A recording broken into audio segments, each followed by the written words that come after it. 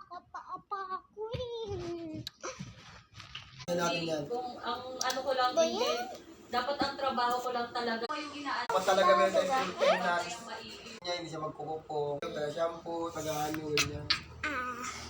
Dapat kasi pera dyan ka lang, hindi ka dapat pwede mag-isa. Ay! Paano kung sa kapitad na tayo? Dapat gusto mo na. Sinabihan ko lang si Joan. Ayun, chinelas. Bago mag-bear.